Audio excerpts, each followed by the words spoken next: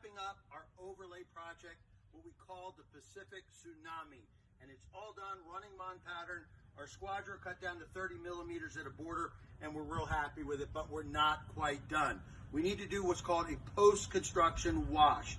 We're going to use our applicator here, a siphon tip system, to apply a cleaner, 2 30-second dwells. That's 2 applications, 30 seconds each, and they are buildable, so there's no rinse in between them. So we'll pre-cool the surface. That takes the tension out of the concrete.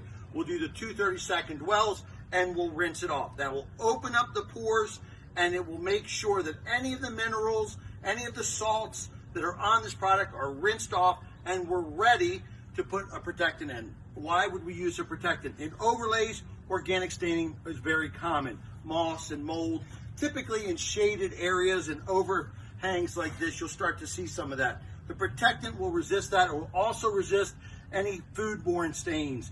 Anything that might be spilled here, like a wine or an oil from some kind of cooking or whatever. So we want to make sure that we protect them. We're going to use, with a pump sprayer, a breathable, penetrating, water repellent, salt repellent, invisible, no sheen protectant. And that's going to make sure that in this environment, well, it's going to last 3 to 5, 5 to 7, 7 to 10 years, something like that. So we'll know when we stop seeing water beat up. So I think we're ready to begin. Let's get that pre-cool going, guys.